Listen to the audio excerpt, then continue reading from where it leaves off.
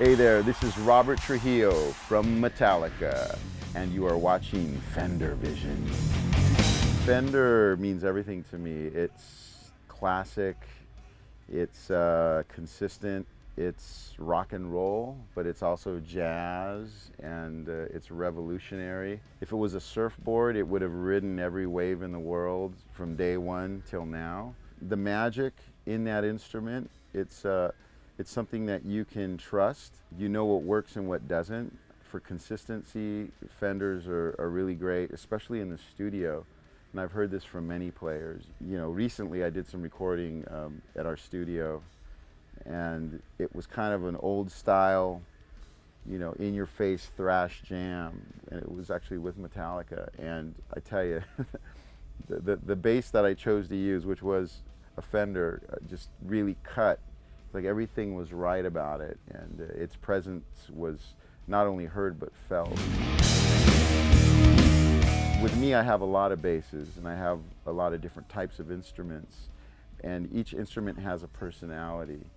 And I think that's the connection right there, is you know what you have in your quiver, you know, and what you can pull out depending on the song or the style of music and what you want from a recording and even from a performance. Yeah.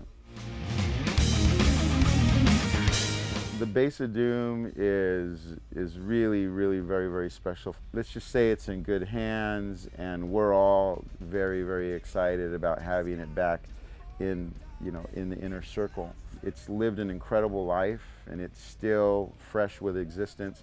Last September, I played it at Yankee Stadium. It was the first time in many, many years that it had been played in front of a New York audience, which is where it had gone missing. And it was almost around the time of Jaco's death as well, and the Pastorius family was there, so it was a very special moment. And I played a very special song that Cliff Burton had written with my bandmates in Metallica, called For Whom the Bell Tolls. So that to me was a highlight moment in my life. It was very special to the family, and it was special to the instrument. You know, there's so many inspirations for me. John Paul Jones, James Jamerson, that goes without saying. Geezer Butler, even, you know, players like Sting, and of course I've known Flea forever, and Geddy Lee.